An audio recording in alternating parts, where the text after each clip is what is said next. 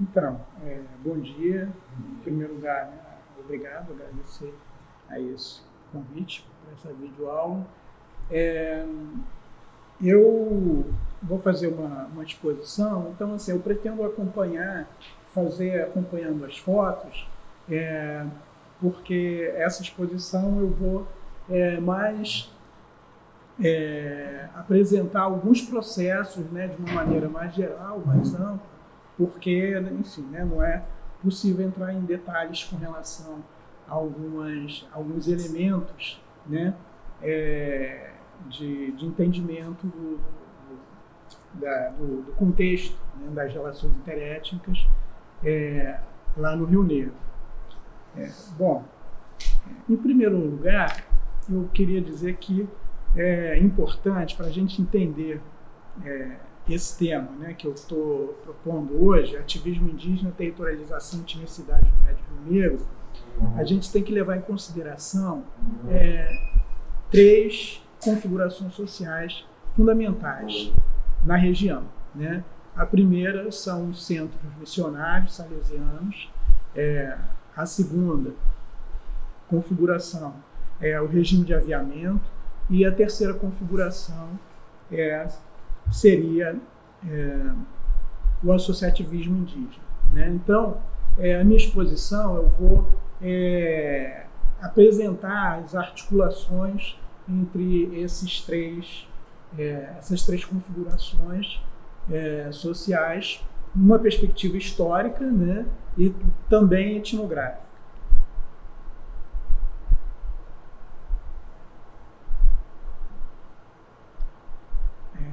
Pode passar o slide? Bom, essa região que vocês estão vendo no mapa, né, é a região do Rio Negro, né? Então a gente tem aí o alto, o médio, o baixo Rio Negro. Mais especificamente, essa área, né, que vocês... Então a gente vê um mosaico de terras indígenas e unidades de conservação, e um vazio, né? E nessa área, que é uma parte do Médio Rio Negro, né? Do que eu estou chamando de Médio Rio Negro. E nos anos 50, o antropólogo Eduardo Galvão, ele andou por essa área, né? E ele vai caracterizar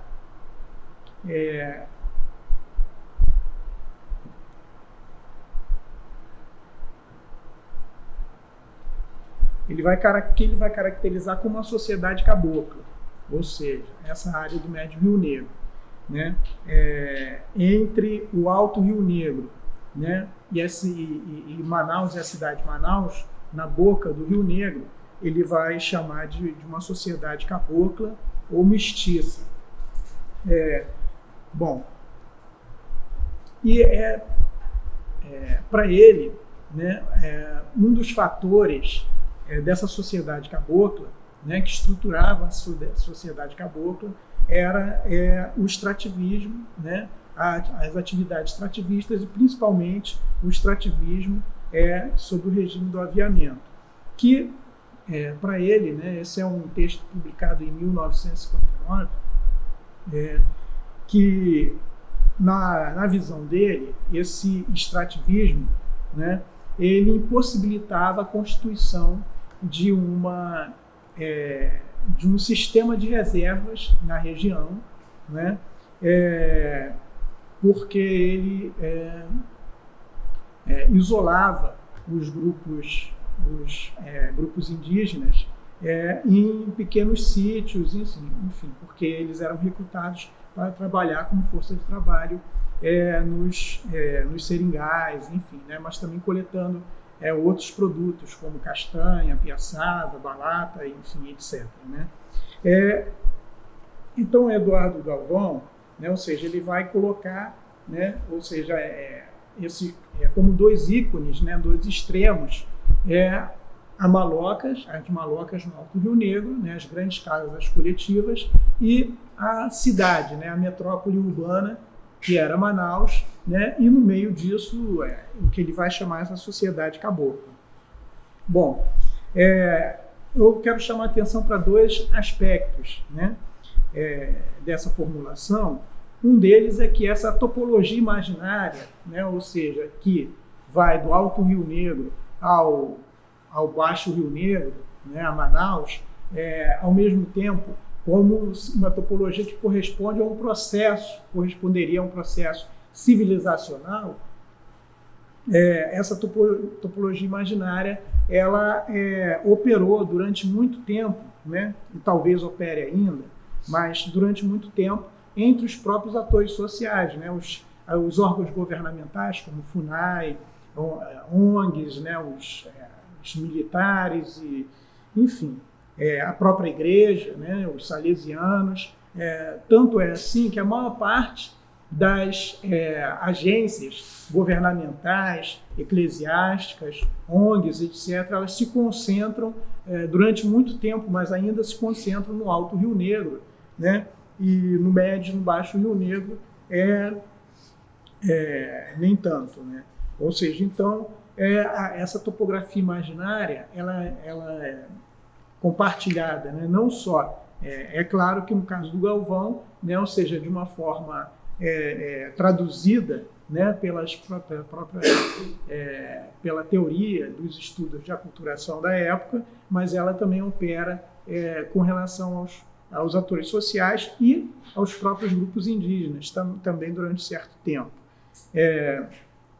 Bom, e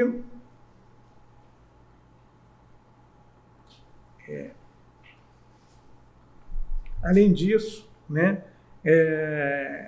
bom, e aí é interessante, né, que 3 décadas depois, nos anos 80, esse sistema de reservas, né, que ele havia falado, ou seja, ele vai se constituir na região, né, que é esse mosaico de terras indígenas que a gente vê nesse mapa, né? Ou seja, não previsto, né, de uma certa maneira, uma certa teoria da aculturação modernizante, né?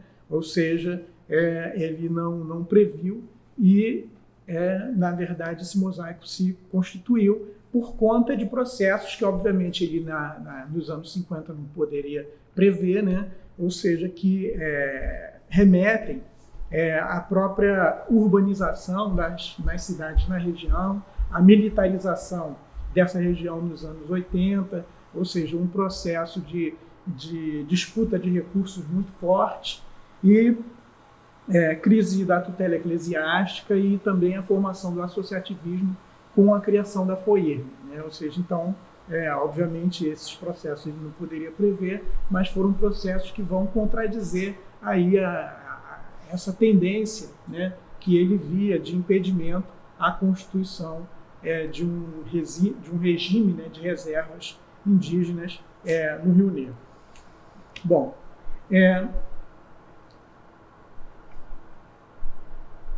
pode passar, Ela? Esse processo, né, com a criação da FOIRN, de constituição do associativismo indígena na região, né, ele vai se expandir, né? Ou seja, ele, de uma certa maneira, né, ele vai se expandindo do centro, né, lá da sede dessa rede em São Gabriel da Cachoeira, e ele vai se expandindo. E essa rede associativista, ela, no Médio Rio Negro, nos anos meados dos anos 2000, mais ou menos, né, com a pressão do movimento indígena em Barcelos, da Associação Indígena,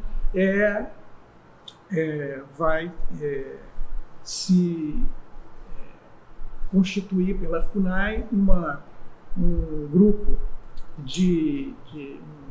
GT, né, um grupo técnico de identificação e delimitação para essa região e, portanto, mas o que é importante destacar é que principalmente, né, o segundo GT, que ficou encarregado da margem esquerda do Rio Negro, essa é uma região caracterizada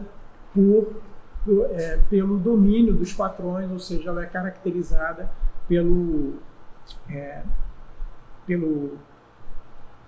pelas colocações, né, principalmente ligadas à extração de piaçava, e então é uma região dominada pelos patrões, né, e as comunidades têm uma relação bastante forte com a atividade, né, do corte da piaçava, e com essas colocações dominadas pelos patrões, e, portanto, uma região em que há uma forte resistência com relação à demarcação de terras indígenas, exatamente porque é uma área dominada pelo extrativismo sob regime de aviamento.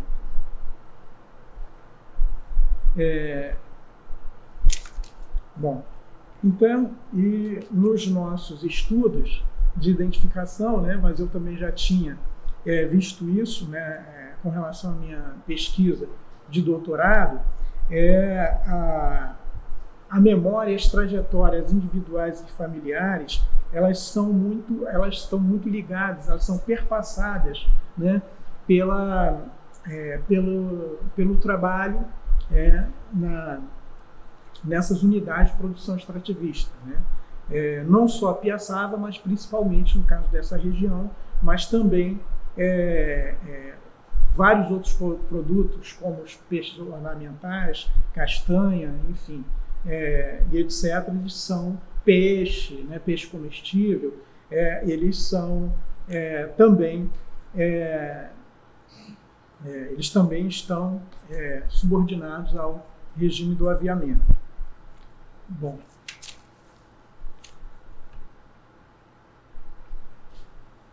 nós, nessa área que eu tinha mostrado, pode voltar um pouco antes, né? Nessa área que ela corresponde a duas bacias hidrográficas, né? As bacias do rio Aracá e Demene, onde, como eu já falei, há muitos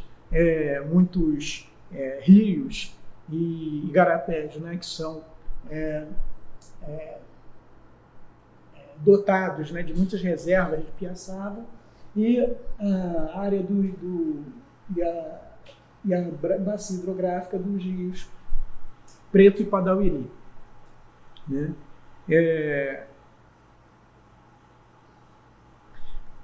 Pode passar. Nós, então, trabalhamos com essas comunidades, que são comunidades, né, que tem vários grupos, Baré, Tucano, Tuiuca, Banil, Atariana, Desana, Piratapuia, mas que uma maioria Baré, né? Então são mais ou menos, enfim, são umas 14, 15 comunidades. Bom, e então eu aqui, né, pretendo expor que para entender, né, esse processo de produção, esse processo social de manufatura de direitos territoriais, a gente precisa entender, né, essas configurações sociais, como eu já disse, essas três configurações sociais na sua historicidade, né? No caso aqui, particularmente, eu vou dar uma atenção ao regime de aviamento, né? Ou seja, como ele se constitui historicamente. Porque isso é fundamental para a gente entender a própria formação das comunidades indígenas, né? A lógica de formação dessas comunidades no seu contexto histórico, né? E, portanto, as suas formas específicas, né, de territorialidade. Bom, então, claro que eu não vou fazer aqui um relato histórico extenso, né? Vou só chamar a atenção para alguns processos e para alguns eventos importantes. No século XVIII, a gente tem a transformação do antigo aldeamento de Mariuá, né, que é onde fica atualmente a cidade de Barcelos, em vila, né? Esse processo ele se dá, essa região ela era uma região já há muito tempo antes da criação da vila de Barcelos, né, ela já era uma região de disputa, né, entre a coroa portuguesa e a coroa espanhola. Então, inclusive, havia equipes, né, de medição, ou seja, de definição de fronteiras nessa região. E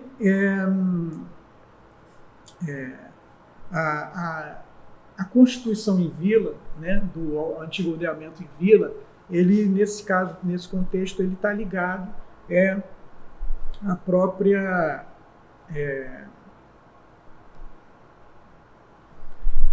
Constituição, né, de Barcelos como a sede, né, do domínio colonial na Amazônia Ocidental, nesse momento. Ou seja, Barcelos vai se tornar, no final do século XVIII, a capital da antiga capitania de São José do Rio Negro. Isso é importante para os processos de ocupação dessa região e para a relação com os povos indígenas, né? Depois a gente tem, no século... a gente sabe também que depois a capital, né, final do século XVIII, início do século XIX, a capital é transferida de Barcelos para Manaus, né? Inclusive, nessa época, Manaus era muito menor do que Barcelos, né? Manaus era um povoadozinho que nem se chamava Manaus, era Barra do Rio Negro, né?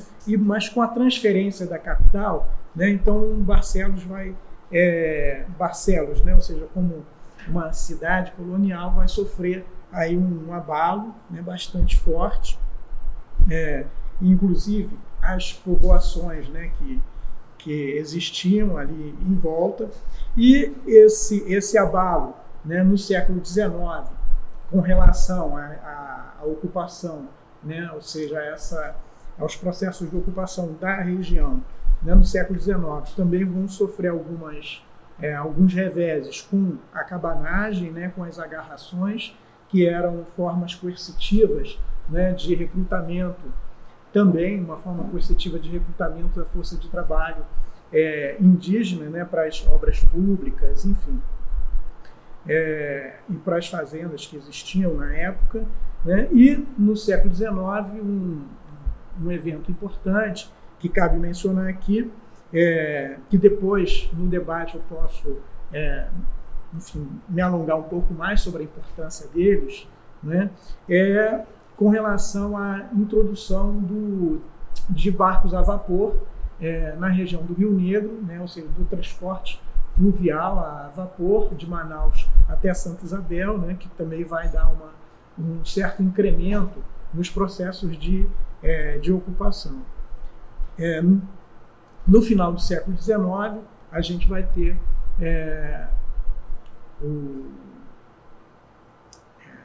o ciclo da borracha, né? Ou seja, nesse rio. O Rio Negro nunca foi um rio muito produtivo, né, de seringa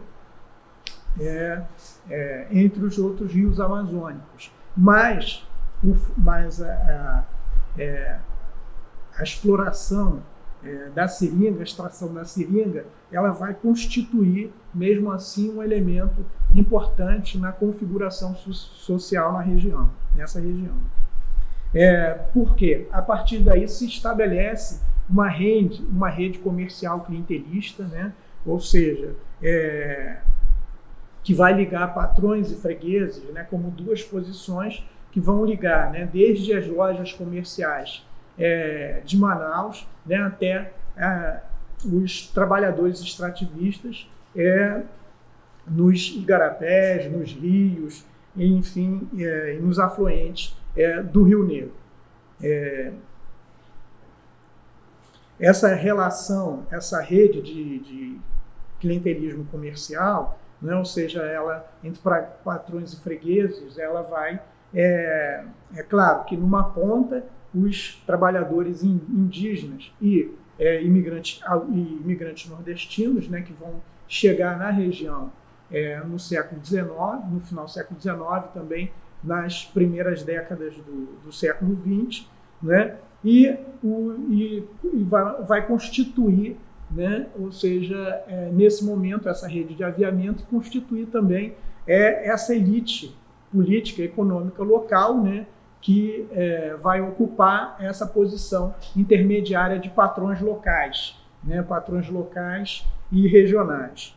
Então, esse é um momento importante, né? Porque décadas depois, com a queda da borracha, enfim, e, portanto, com a exploração da seringa na região, esse regime de aviamento ele vai se expandir, né? Na realidade, mesmo na época do ciclo da borracha, não era só a seringa que se extraía, né? Ou seja, vários outros produtos eram extraídos, né? Como a piaçava, a castanha, enfim, a balata, etc. Vários outros produtos eram extraídos junto com a seringa, né? Mas é claro que a gente vai ter um momento em que a seringa vai ser o principal produto, mas depois, com a queda da borracha, outros produtos vão passar, vão assumir a predominância, como a castanha e a própria piaçava depois, né?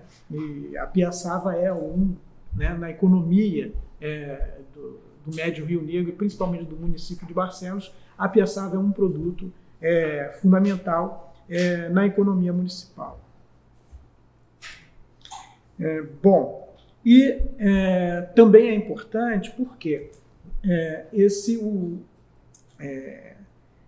vamos dizer assim, esse desenvolvimento e a consolidação do regime de aviamento no Rio Negro, né, especialmente no Médio Rio Negro, né, ele vai recrutar, né, ou seja, os patrões vão recrutar uma parte substancial dessa força de trabalho no Alto Rio Negro, né,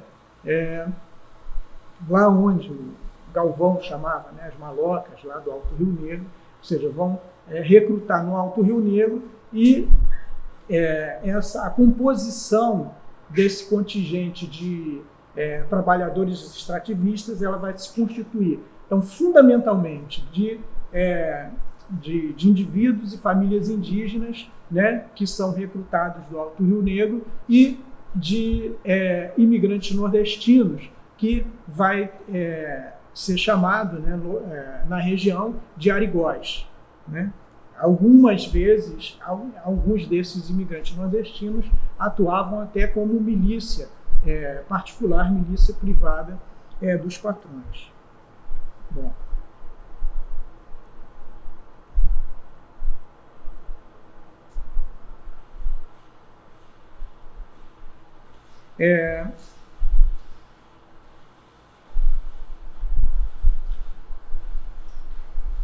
Você pode passar slide? Bom, no caso,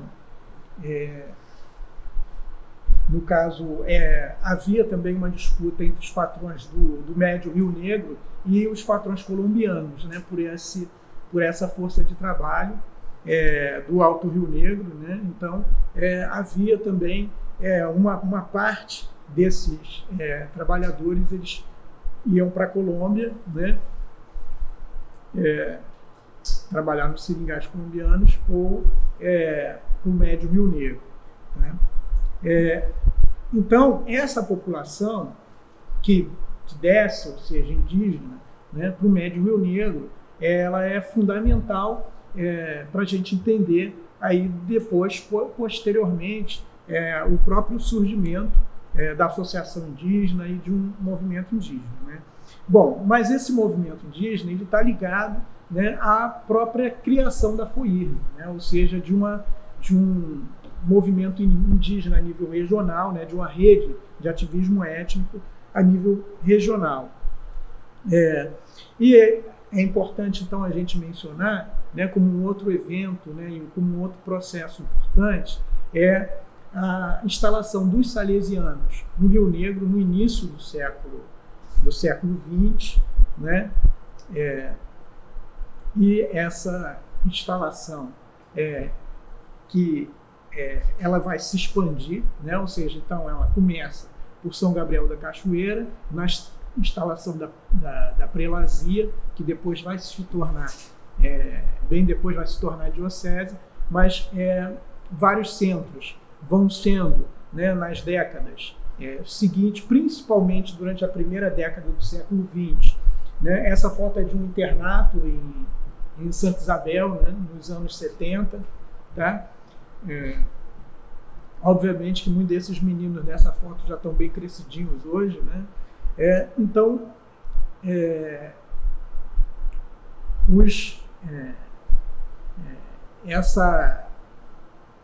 esse circuito, né, também de centros, de unidades missionárias, ela vai se tornar importante.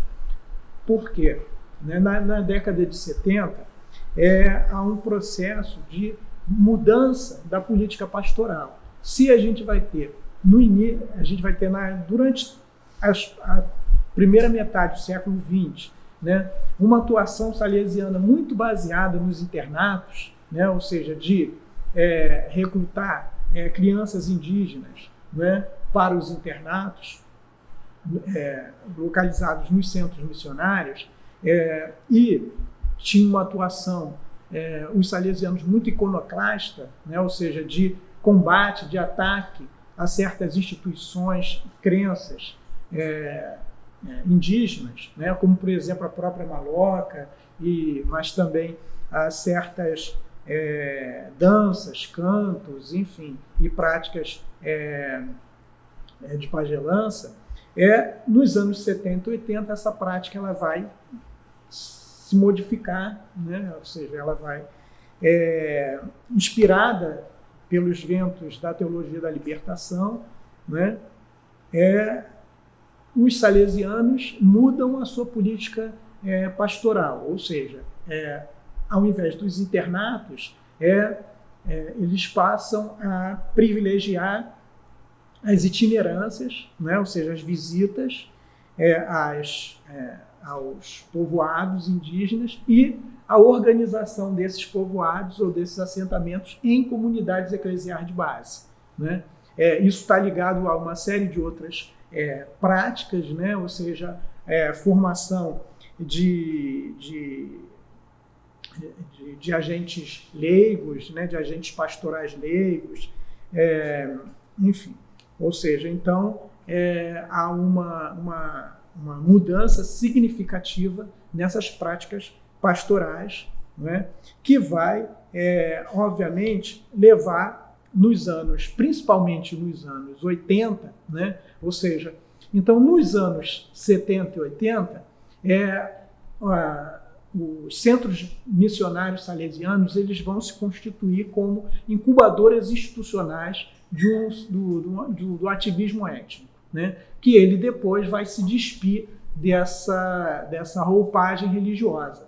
Então, os salesianos, nesse momento, dos anos 70 e 80, eles estimulam um associativismo religioso, né? Mas que inclusive um associativismo que vai se constituir a base na formação, inclusive, de algumas lideranças ou ativistas indígenas que estão aí hoje, que até ocuparam cargos de direção em associações indígenas no Rio Negro, na própria FOIRN, né? E hoje alguns até estão ocupando cargos, ou ocuparam no governo estadual do Amazonas, enfim, municípios, etc., né? Ou seja, então, e que se formaram, além da formação de professores, né? Ou seja, que os próprios internatos possibilitaram, né? E só fazer um parênteses, eu não estou dizendo que essa mudança de política pastoral significou o fim dos internatos de uma maneira imediata, que tenha sido uma substituição. Na realidade, a gente teve uma coexistência durante algum tempo, também ou seja, organização de SEBs e internatos, etc.,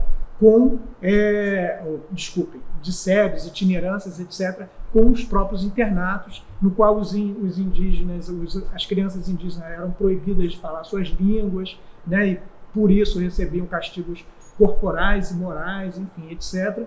Mas os internatos, eles continuam existindo durante um certo tempo como um centro, né, como era chamado pelos próprios salesianos, né, como uma fábrica de civilização dos índios, né, e eles passam a coexistir mesmo com essas outras práticas pastorais transformadas, né? Mas só que a gente vai ter, lá para o final dos anos 70, início dos anos 80, os internatos, as escolas. Então, no próprio processo de constituição dos povoados indígenas como comunidades, né, comunidades eclesiais de base, e por isso até hoje, né, lá eles falam que eles vivem em comunidade, não em aldeia, né? Eles, enfim, em um certo tempo, né, eles falavam que quem vivia em aldeia eram os Yanomami e os Macu, né? Ou seja, eles viviam em comunidade. Ou seja, então, esse processo, esse período, ele é fundamental para a gente entender, né, ou seja, a configuração social ou a comunidade como uma forma de organização social, né, e que tem uma projeção em termos, inclusive, né, de acesso e uso dos recursos naturais. Bom, essa mudança na igreja, ela vai constituir, na região, ela vai constituir, ou seja, uma disputa de elite ou, né, um conflito entre elites. Né? A partir da década de 80, né, que se intensifica o processo de militarização da região com o Projeto Calha Norte, é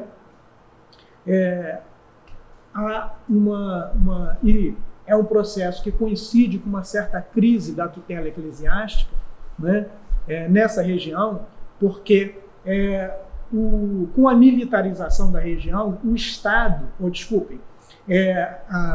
as missões salesianas deixam de constituir o braço do Estado na região, principalmente junto aos povos indígenas, né? Ou seja, o Estado passa a controlar diretamente a região, né? Ou seja, construindo quartéis e estradas, enfim, uma série de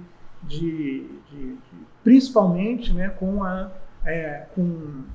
o aumento do contingente militar nessa região. Então, isso vai constituir aí um contexto de conflito, né, da igreja com o Estado nessa região. Obviamente que a igreja era representada pelos salesianos e o Estado pelos militares e pela FUNAI. Então, é um momento que vai acontecer. Você pode passar? É um momento que vai acontecer uma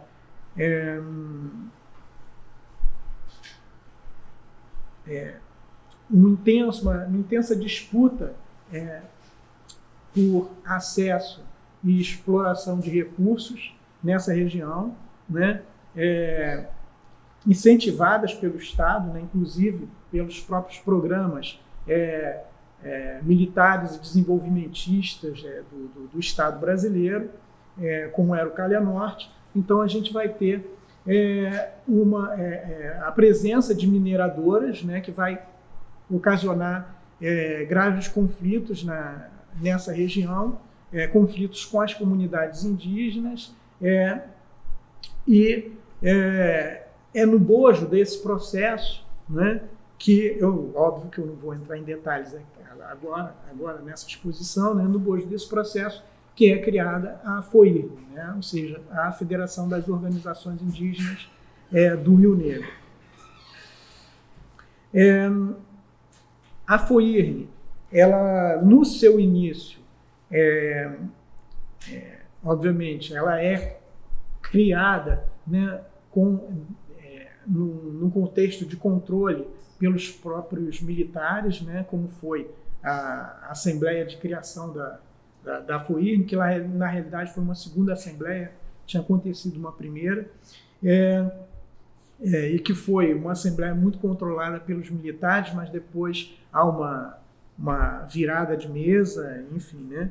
E na realidade a FOIRN, a direção muda-se a direção, né? E com essa mudança de direção a FOIRN aliada com a então União Nacional Indígena e com o CIMI, né, na época ela vai se colocar contra os processos de ocupação da época, né, que se constituíam no bojo do projeto Calha Norte e na época, né, a proposta de demarcação de terras indígenas em ilhas, né, e não numa área contínua.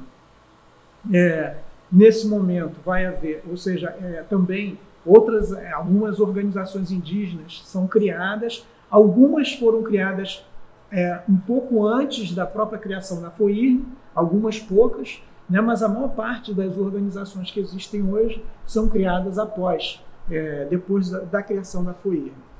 Mas algumas já existiam antes que, desculpa, tinham se constituído, como eu tinha dito, né, ou seja, nas bases institucionais das próprias dos salesianos, né? Então, inclusive, vai haver uma disputa nesse período entre várias organizações indígenas, né, que vão divergir com relação às propostas, né, de demarcação de terras indígenas contínuas ou em ilhas, né, e com relação à própria presença das mineradoras, né. Alguns anos depois, no início dos anos 90, principalmente com a ECO 92, então, até esse momento, início dos anos 90, a FOIRN passava por um período, a FOIRN existia, né, mas de uma forma bastante precária. Vocês, nessa foto, né, tanto a foto em preto e branco quanto a colorida é a foto da Assembleia de 1987, de criação da FOIRN, né, e a gente tem, enfim, fotos, né, de 2001, da sede da FOIRN, que já deve estar muito diferente hoje, né, com a maloca atrás, né, nos fundos. Então, a FOIRN, ela vivia um período de precariedade, né, logística, administrativa, financeira, enfim, etc., bastante acentuado, né? Mas no início dos anos 90, e principalmente com a ECO 92, a FOIRN muda de parceiros, né, e passa a fincar os dois pés, a cabeça, o pescoço, todos isso, e mergulhar inteira na cooperação internacional. Ou seja, a partir desse momento, né, de aliança, né, de parceria da FOIRN com o Instituto Socioambiental, que é criado em 1994, né, até então era o CEDI, né, que atuava na região junto à FOIRN. Então, essa parceria com o Instituto Socioambiental e com a Aliança pelo Clima, né, a seção austríaca da Aliança pelo Clima, então a FOIRN entra, né, nessa rede, né, que vai constituir uma fonte de captação de recursos importantes, fundamentais para a FOIRN, para a própria consolidação da rede associativista na região do Rio Negro. Então a FOIRN vai, nesse momento, ser bastante fortalecida, e a partir desse momento ela vai se constituir como um ator político importante na região, né, inclusive com relação à demarcação de terras indígenas e a esse processo de constituição, né, de um mosaico de terras indígenas, ou que Eduardo Galvão chamava, né, de um sistema de reservas. Com essa, vamos dizer assim, essa entrada de recursos através da cooperação internacional, né, ou seja, através da tradução das demandas locais das comunidades indígenas, em preocupações globais, em preocupações, né, com o aquecimento global, enfim, com preocupações do ambientalismo global. Então, essa rede associativista ela se estende, a FOIRN vai incentivava, estimular a criação, né, de muitas associações indígenas no Rio Negro, né? Então, que são dezenas de associações indígenas, talvez seja a região em que, em termos de quantidade, né, seja o maior número de organizações, de associações indígenas no Brasil.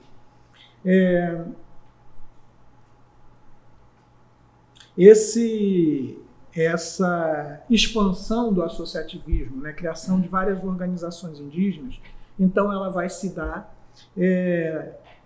enfim, de um centro para uma periferia, né, ou seja, a gente vai ter em volta, né, vamos dizer, um círculo, né, em volta de São Gabriel da Cachoeira, né, no qual essas organizações vão se constituindo, né, então a gente vai ter, né, primeiro as organizações do Baixo e Médio Içana, né, do Baixo e Médio Valpês, né, depois, talvez com a exceção só, né, da organização lá de Aueretê, né, depois a gente vai ter também do Alto Rio Negro, né, e depois essa rede associativista vai se expandindo, né, para o Alto Içana, para o Alto Valpês e para o Médio Rio Negro, né? Ou seja, então e que tem... bom, mas o que é importante destacar, né, ou seja, na ampliação e na consolidação dessa rede associativista regional, é que a base de mobilização étnica, de representação política do associativismo vão ser as comunidades, né? Ou seja, então as comunidades vão ser inscritas, né, nesse código político oficial do associativismo indígena no Rio Negro, tá? Ou seja, então as comunidades, ou seja, para elas se integrarem, né, no processo, né, de participação e de decisão e representação política da FOIRN, elas teriam que se constituir em associações. É claro que isso está ligado a mudanças no próprio campo indigenista regional e até nível nacional, né, com relação, e que tem a ver com a própria Constituição de 88, né, e que tem a ver com esse campo, né, ou que alguns antropólogos chamam, né, com esse mercado de projetos, né? Então, na medida em que essas associações elas estão intimamente ligadas a uma rede de cooperação internacional ligada ao ambientalismo global, né? Ou seja, então a gente vai ter a formação, a junção de comunidades, seja comunidades de trechos de rio ou de um rio como um todo, né? Enquanto associações, né? Então, pouquíssimos casos, né? Acho que só um caso que você vai ter uma comunidade sendo representada por uma associação. Geralmente é um conjunto de comunidades reunidas, né, por uma calha de rio, por um rio ou por um trecho de rio, né? E é nesse tipo de representação que vai se dar a dinâmica associativista, né, de junção de associações, de divisão de associações, enfim, de criação e até de redefinição de organizações indígenas no Rio Negro. Bom, então isso é importante, quer dizer, não, as associações elas não representam grupos étnicos, né? Ou seja, elas representam conjuntos de comunidades, tá? Aí depois eu posso falar um pouco sobre essa relação entre as comunidades, né, e os grupos étnicos, enfim, as identidades étnicas. Bom, então esse processo de ampliação, ele vai, dessa rede associativista, né, ela, como eu disse, ela se expande, ela vai se expandindo para o Médio Rio Negro, né, e no caso de Barcelos, né, para a gente enfim, pulando alguns processos, alguns elementos desse processo, né? No caso de Barcelos, né? Esse processo de criação de uma associação indígena, que vai ocorrer no final dos anos 90, né? Ele está ligado, né, ao processo que eu havia dito de fluxo, né, desse contingente indígena do Alto Rio Negro para o Médio Rio Negro, né, através do trabalho, né, no regime de aviamento, através das atividades de recrutamento de força de trabalho do Alto Rio Negro para os piaçabás, os balatais, os seringais, enfim, etc., do Médio Rio Negro. E a gente vai ter, então, nos anos 70, 80, né, já começa, né, a haver um aumento, né, da população indígena, tanto no município de Barcelos quanto na cidade de Barcelos propriamente, né, por conta desses fluxos, né, e particularmente nos anos 90, a gente tem um fluxo de famílias indígenas importante de Santa Isabel, né, que é um município vizinho a Barcelos, de Santa Isabel para Barcelos, né? Tanto é que hoje muitos que moram nas comunidades ou até na cidade, muitos indígenas que moram nas comunidades ou até na cidade de Barcelos, eles são descendentes, né, ou alguns até moravam antes no município vizinho de Santa Isabel, em comunidades ou na própria cidade de Santa Isabel.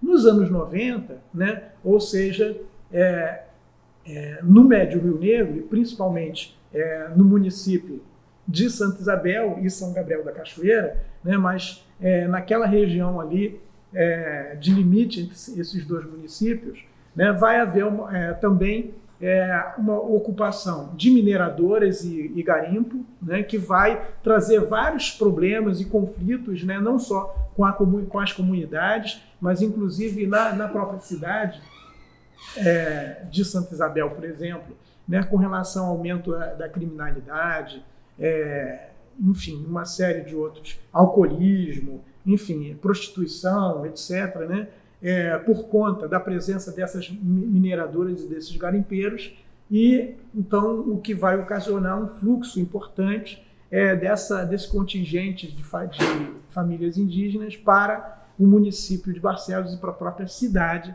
de Barcelos, que vai ter aí um crescimento bastante acentuado nos anos 90.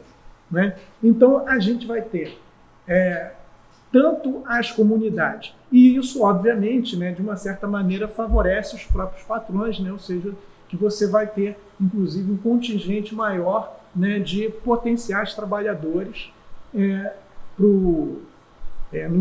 nos piaçabás, enfim, e nas outras atividades e unidades produtivas controladas pelos patrões. Bom, então, nesse momento, nessas décadas, né, a cidade de Barcelos, né, principalmente a partir dos anos 80, né, e nos anos 90, a cidade de Barcelos cresce, né, tem um processo de urbanização acentuado, muito por conta, né, ou seja, desse fluxo de população indígena, então a cidade ela vai se constituir, né, que no final dos anos 70, início dos anos 80, Barcelos ela é constituída basicamente pelo que hoje é o centro comercial, né, comercial e administrativo da cidade, né, mas a partir desse momento vão se constituir os bairros periféricos, né, São Sebastião, Aparecida, enfim, São Lázaro, etc., e bairros cujos moradores são predominantemente indígenas, né, que vão se estabelecendo nesses bairros periféricos. É claro que há indígenas também no centro de Barcelos, né, mas, em geral, são indígenas estabelecidos há mais tempo na cidade, né? Ou seja, então, esses que eu estou falando, né? Ou seja, desse processo aí dos anos 90, principalmente dos anos 90, eles se localizam principalmente nas periferias, nos bairros periféricos da cidade.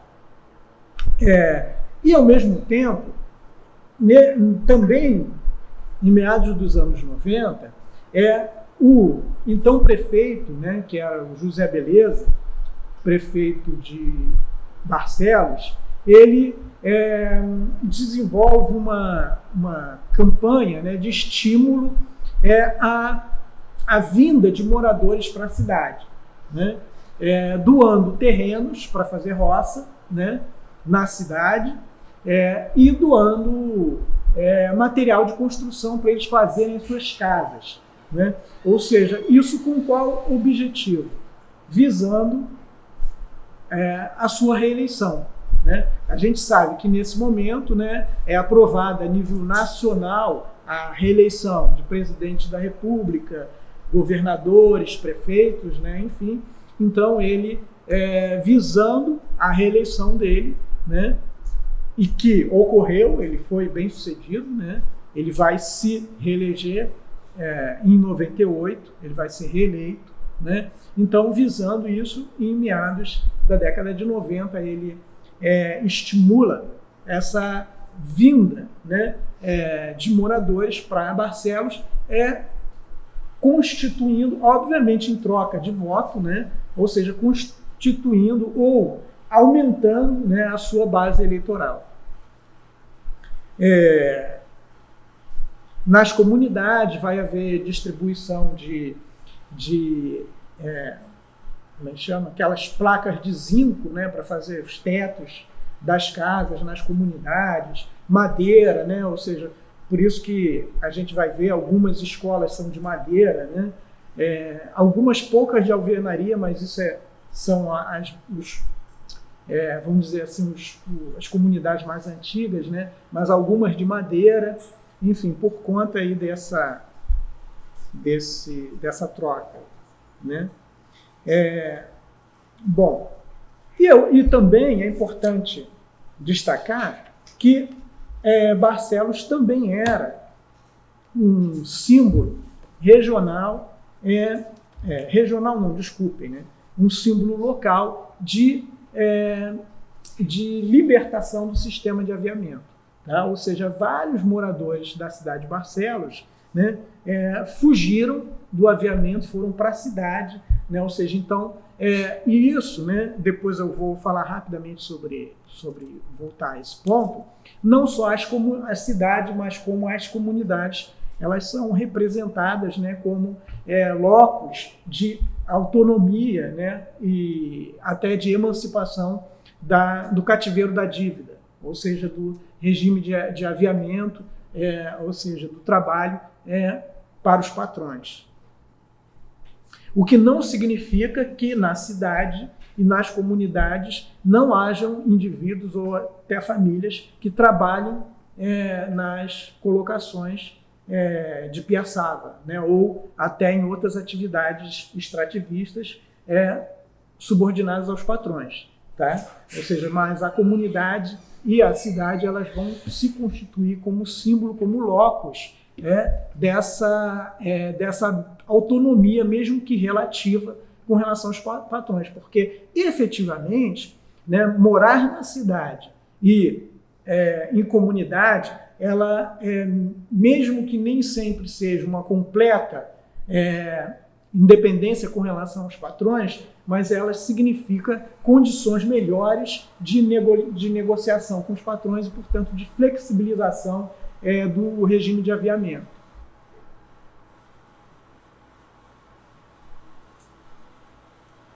Bom,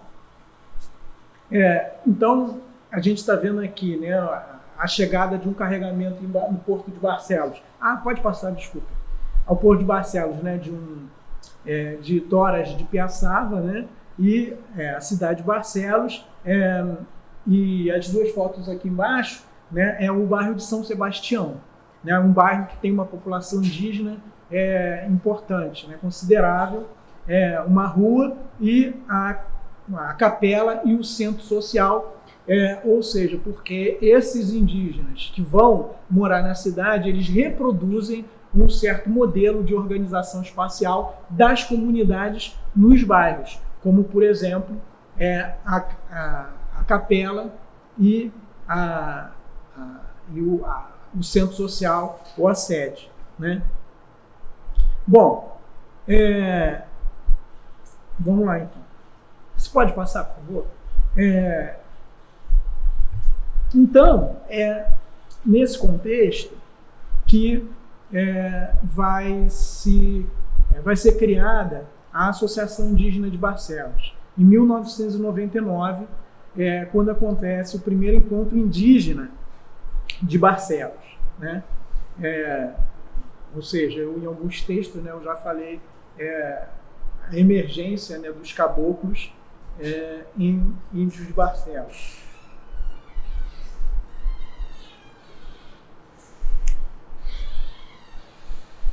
Bom, então, nesse processo, ou seja, com um contingente popular indígena, né, apesar de não ser tão grande quanto Santa Isabel e São Gabriel da Cachoeira, né, em Barcelos, aproximadamente a população indígena é aproximadamente 30% da população total do município, mas com um contingente indígena importante, então surge aí, a partir desse encontro, né, se decide a criação de uma associação indígena.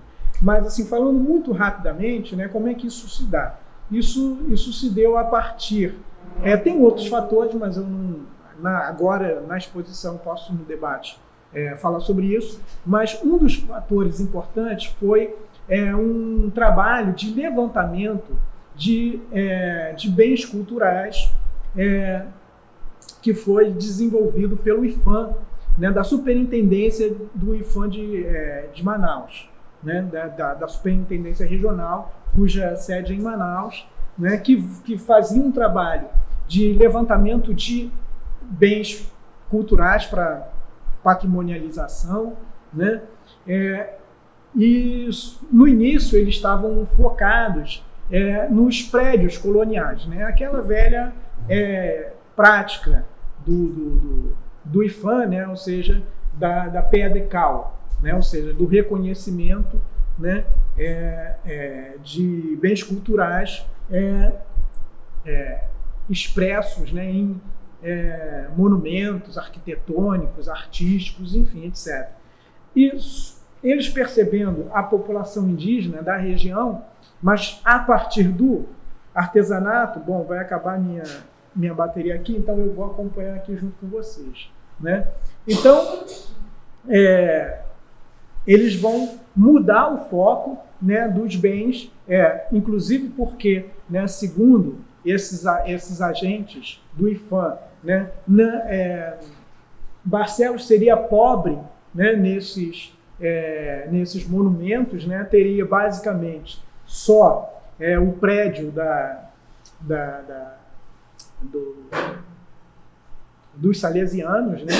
Ou seja, que agora que nem é mais salesiano, no caso de Barcelos, né? Só o prédio da igreja, o antigo internato, enfim, etc. O cemitério, ou seja, então teria poucos monumentos, então eles passam a focar no artesanato indígena que existia e através perseguindo esse artesanato, né?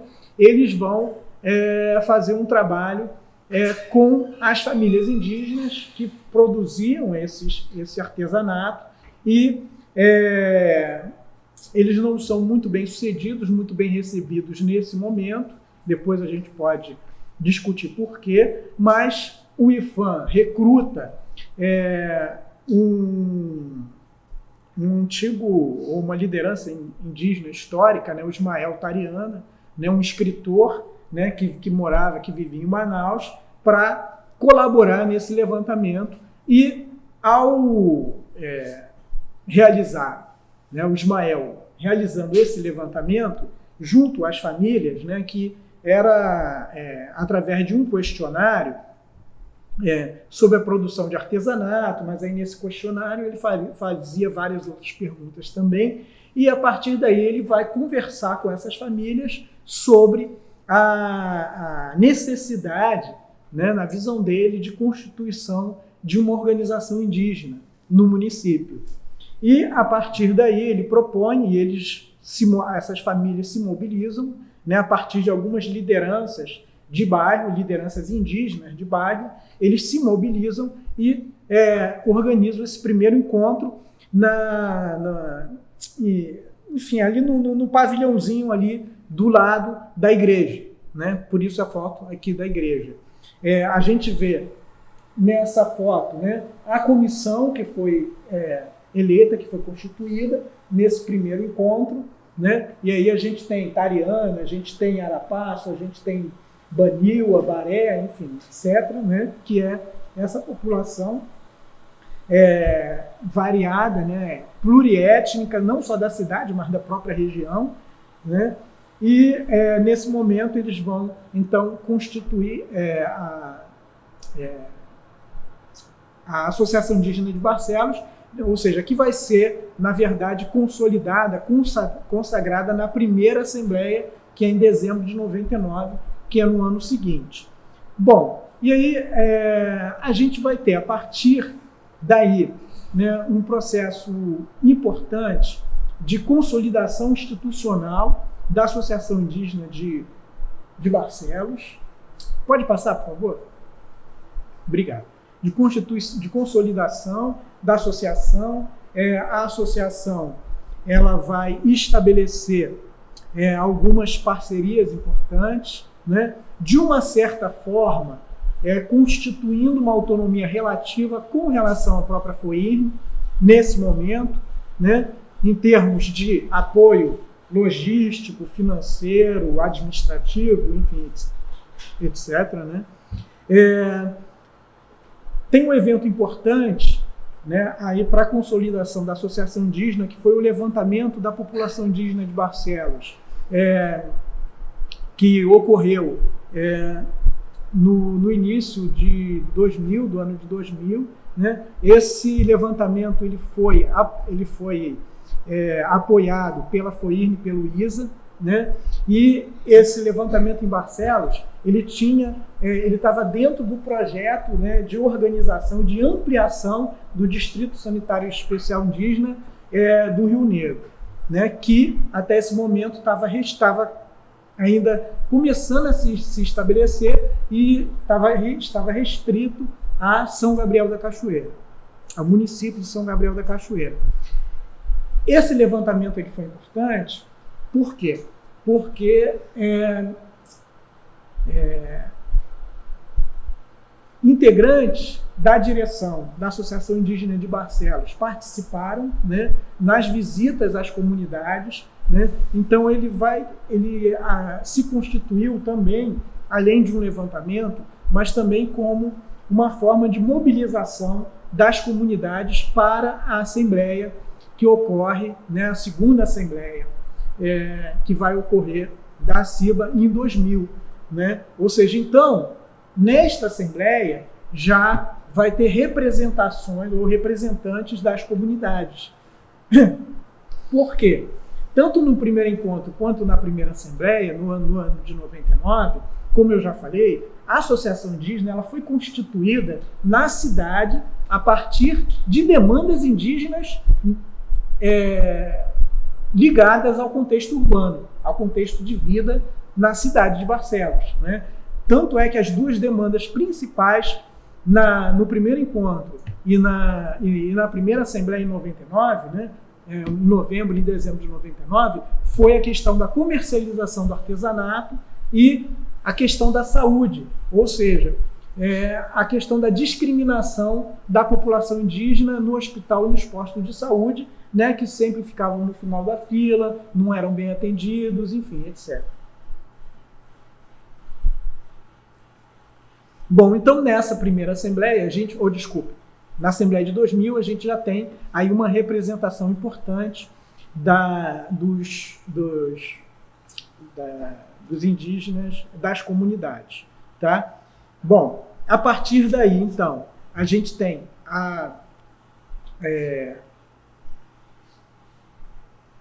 a própria parceria com o NEAC, ou seja, o Núcleo de Estudos Amazônicos da Catalunha, né,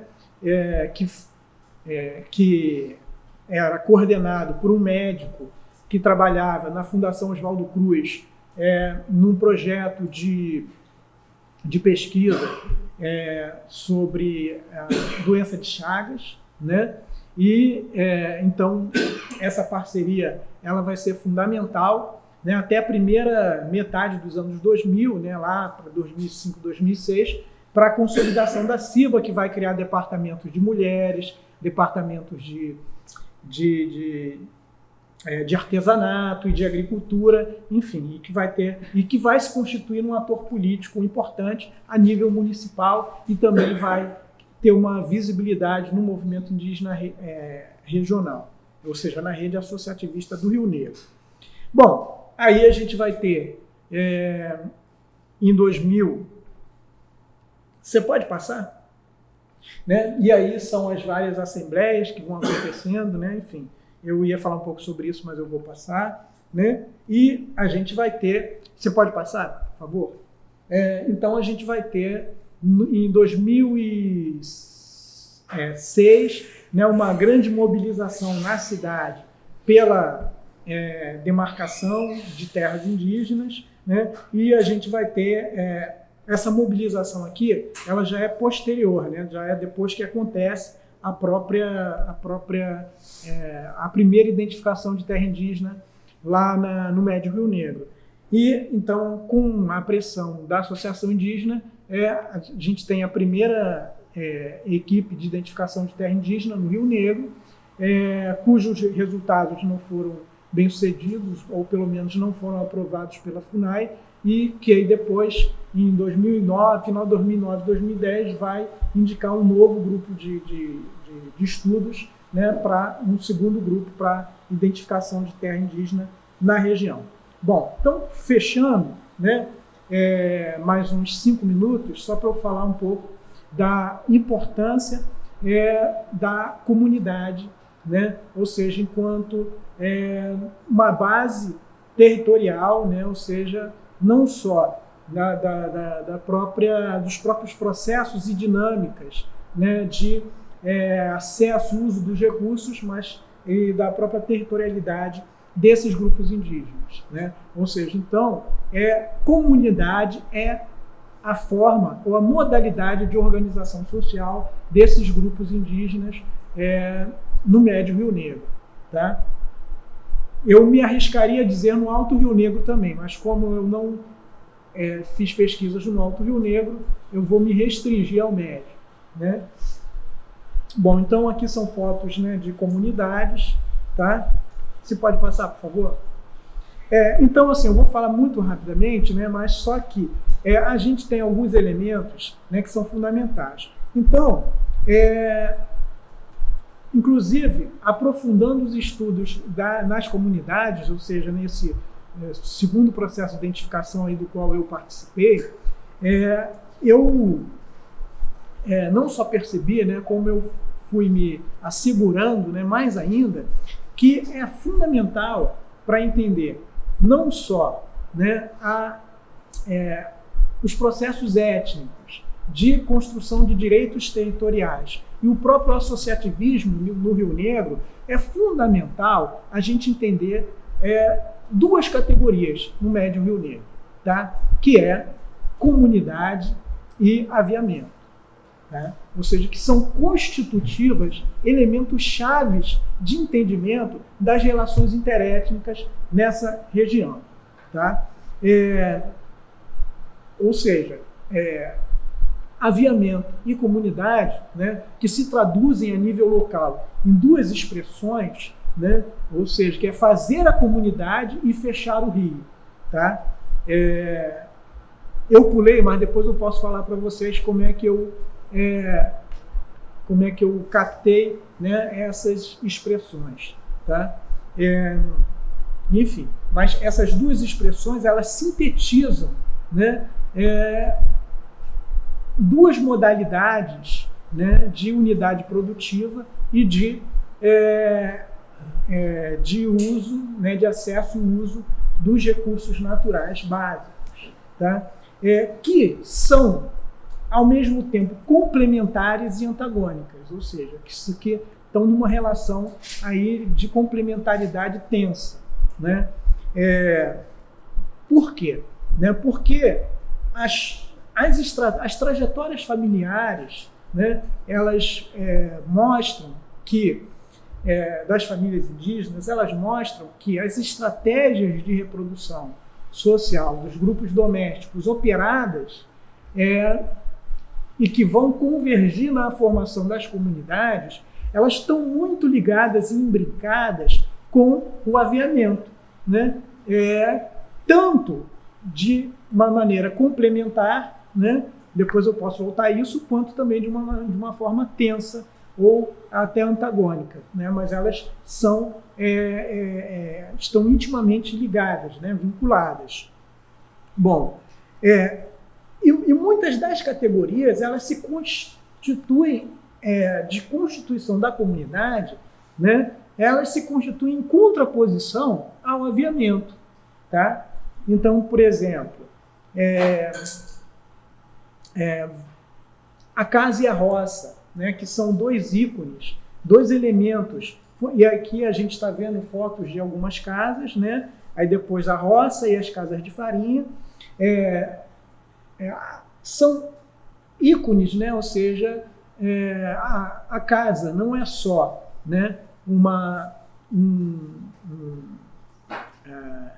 moradia em termos arquitetônicos, né? Ou seja, e a roça também não é só uma atividade produtiva, agrícola, etc., mas são ícones de constituição da comunidade, né? Ou seja, estabelecer, né, construir uma casa, estabelecer uma roça numa comunidade é uma demonstração, ou seja, não só uma demonstração, também significa, ou seja, é parte de uma construção de um vínculo com a comunidade e também de uma construção identitária com aquela comunidade, né? Ou seja, então, a casa e a roça, ela muitas vezes, em vários relatos, enfim, e também pela própria observação, ela é contraposta, né, à colocação e à mercadoria ou produto, né, que é como eles chamam, né? Ou seja,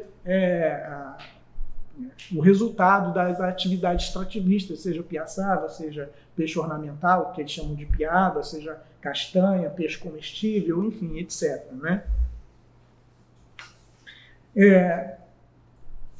Um outro elemento fundamental é a escola, tá? Toda comunidade ela tem que ter uma escola. E, gente, isso está ligado, né? Depois eu posso aprofundar isso com vocês. Isso historicamente está ligado ao modelo de comunidade eclesial de base, né, que foi lá nos anos 70 e 80 com a mudança da política pastoral dos salesianos, né?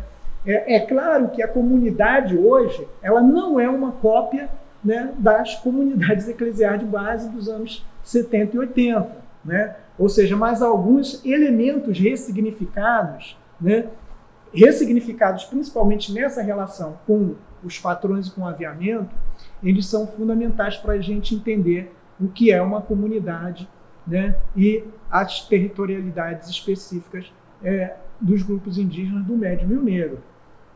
Então, a escola, né, ela é um elemento fundamental para dizer que existe uma comunidade, tá? Então, a comunidade não se define pelo número de famílias, não se define, enfim, pelo tamanho das roças ou da quantidade de casas. Ela se define por ter uma escola, tá? Que é um elemento fundamental, o centro social, que é como que um espaço público, um espaço de representação pública, vamos dizer assim, laico, né, da comunidade, né, onde ela se reúne para discutir seus assuntos públicos, recebe visitantes, né, algumas vezes também é local de festa, enfim, etc., né? Então, a escola, a sede social, né, e a igreja, ou a capela, né, que pode ser uma capela católica, como... desculpa. Você pode passar, por favor? Que pode ser uma capela católica, como essa aqui, à nossa direita, uma capela protestante, como a nossa esquerda, e dá para perceber até em termos arquitetônicos como elas são diferentes, né? Mas, ou seja católica ou protestante, é claro que isso vai ter algumas variações, né, algumas modificações, mas seja católica ou protestante, toda a comunidade tem uma capela. Ou seja, então, isso significa, né, que esse espaço religioso, essa esfera religiosa, ela é fundamental, né? E no caso das capelas católicas, porque a maior parte dessas comunidades são católicas, né? E no caso das capelas católicas e das comunidades, né, que os seus moradores são católicos, né, as festas de santo, tá? Ou seja, cada comunidade tem a identificação com um santo padroeiro, né, que depois eu posso falar um pouco sobre isso, e esse santo ele tem uma relação não só com a história daquela comunidade, né, com o casal fundador mais antigo dessa comunidade, a família mais antiga, como ela tem uma relação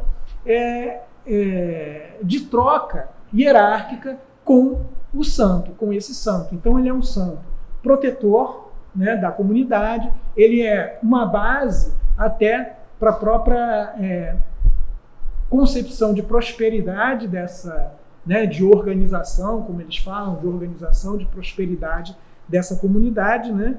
E ela é um espaço de contatos intercomunitários, ou seja, nas festas de santo são realizadas trocas econômicas e rituais fundamentais que atualizam, que fortalecem laços intercomunitários, tá? Então, as festas elas constituem momentos fundamentais, momentos importantes, né? Nas festas tem campeonato de futebol, de vôlei, enfim, etc., né? Muita bebedeira, e tem também a procissão lá do santo, etc. Nessas festas, ou seja, essas festas são fundamentais na atualização, afirmação desses laços intercomunitários, né? E, portanto, da própria reconhecimento e existência pública da comunidade, né? Não só perante as outras comunidades, como perante, inclusive, as autoridades municipais. Bom, e aí, para encerrar mesmo, né, que a gente já está um pouquinho encerrar mesmo, eu só queria, então, repetir, acentuando esse aspecto que me parece fundamental, né? Ou seja, a comunidade é uma categoria importante para entender as relações interétnicas, importante na região e, portanto, importante para entender a construção de direitos territoriais, né, o próprio espaço de militância étnica, né, o associativismo indígena, enfim, porque eles estão ligados, né, no caso que eu posso afirmar com segurança do Médio Rio Negro, estão ligados a esses processos históricos, né, de constituição dessas configurações sociais que são o aviamento, né, e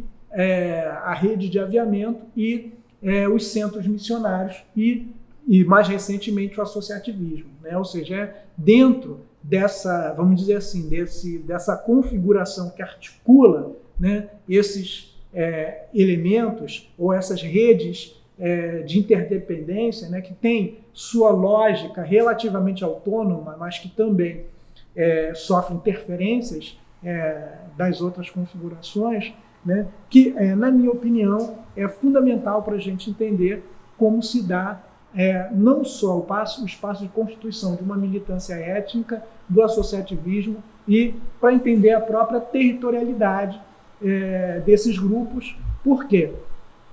Não a constituição, ou seja, a própria concepção do território das comunidades, né, e, portanto, desses grupos indígenas, eles não se dão a partir de uma concepção né, de uma cultura estática e ahistórica, né? Ou seja, eles se dão imemorial, ou seja, se dão a partir de processos históricos, né? E depois eu quero dizer para vocês por que eu vou encerrar minha exposição com isso, tá? Mas se dá a partir de processos históricos, né, de constituição. Então, por exemplo, não interessa que, né, alguém me perguntou, por exemplo, né, então quer dizer que comunidade não é originariamente indígena, né, ou seja, não é, etc. Poxa, então isso não é complicado, né, para você legitimar uma identificação de terra indígena, enfim, etc. Né? Ou seja, aqui está se falando de territorialidade não nesse sentido imemorial, nesse sentido de uma cultura estática, enfim, etc., mas de uma territorialidade que ela é estudada e ela é aprendida no presente, né, a partir de modos de acesso e de controle e de uso de recursos naturais, né, ligados a outras esferas da vida social desses grupos, né, que estão ligados à interlocução deles com outros atores, né, inclusive em escalas locais, regionais, nacionais e até internacionais, né, e que é nesses processos históricos, né, que esses grupos e que a própria comunidade, como uma forma de organização social, vai se constituir e a territorialidade desses grupos. Então, eu agradeço, termino aqui a minha exposição.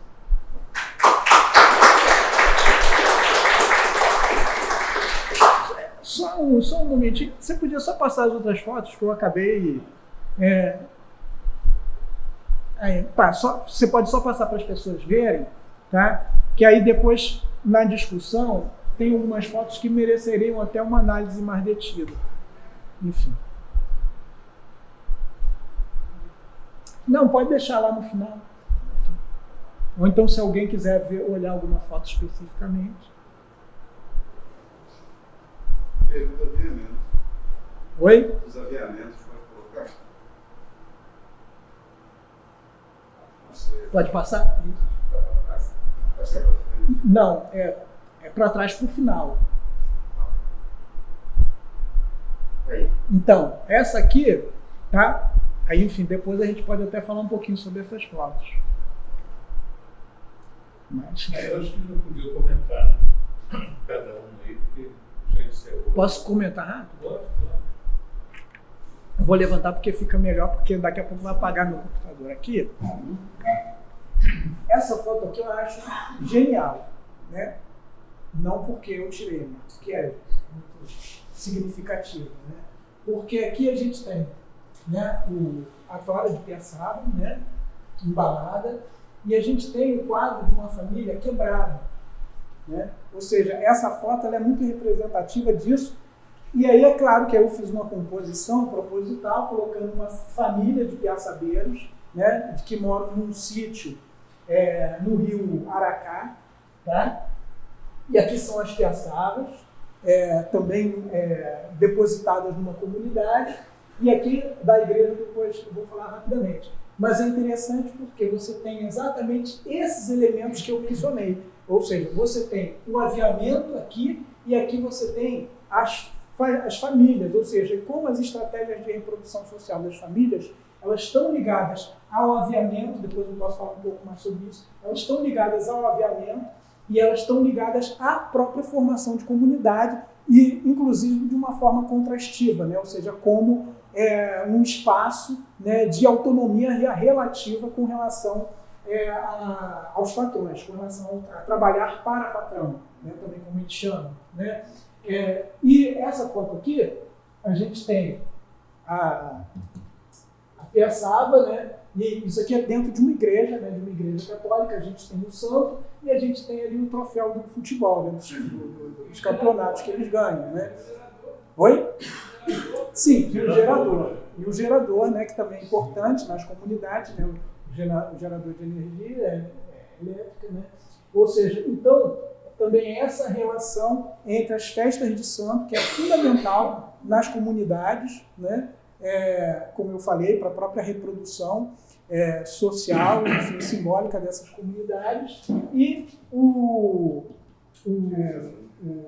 a Piaçaba, então, como vocês veem, né? Ou seja, aqui é uma comunidade, né? E que algumas famílias e alguns indivíduos elas trabalham nos piaçabás do rio Curuduri, né? Que é um rio que tem bastante piaçaba, né? Que tem muitos igarapés com muitos piaçabás, né? E então, portanto, essa complementaridade entre comunidade, representada aqui pelo santo padroeiro dela, né? E o patrão, representado pelo